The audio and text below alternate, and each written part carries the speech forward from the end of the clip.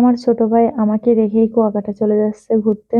ওর সাথে আমারও যাওয়ার কথা ছিল, কিন্তু অন্য একটা কাজে আমার যাওয়াটা ক্যান্সেল হয়ে গেছে। আমার ভাইয়ের গাড়ি হচ্ছে ৯টায়, তাই বের হয়ে পড়ছে। ওকে এগিয়ে দিতে আমি ওর সাথে সাথে নিচে নামতে নামতেই বলতেছিলাম যে, ভাই তুই আমার জন্য কি আনবি? ও বারবার বলতেছিল আমার কাছে কোনো টাকা নাই, তোর জন্য কিছু আনতে পারবো না। বিভিন্ন জন বিভিন্ন রকমের দাবি করতেছিল ওর কাছে। আসলে ওর কাছে কোনো টাকা নাই, ও কোনো জব করে না, ও এখনো বেকারত্ব জীবন কাটাচ্ছে। আসলে বেকারত্ব জীবন যে কত কষ্টের, যে বেকারত্ব জীবন কাটাচ্ছে একমাত্র সেই। আমাদের বাসার সামনে এক আপু আছে, তার সঙ্গে কথা বলতেছিল আর হাসাহাসি করতেছিল।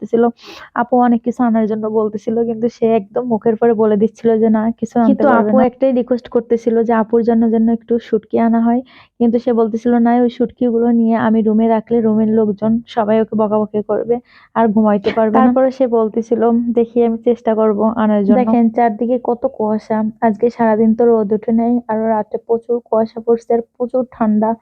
আমাদের খুলনার এদিকে এরকম ঠান্ডা কোনো বছরই পড়ে নাই আমার মনে হচ্ছে, এই বছর একটু ঠান্ডাটা বেশি। এই পৃথিবীতে সব থেকে ভাই বোনের সম্পর্ক বেশি মধুরই হয়। দেখেন এই শীতের কনকনে শীতে রাত ৯টার সময় আমার ভাই বের হয়ে পড়ছে, আর তাকে আগায় দেওয়ার জন্য আমি চলে আসছি। সব বোনরা একটু ভাইদের বেশি ভালোবাসে। আমার ভাই সবার সাথে গল্প শেষ করে রওনা দিল।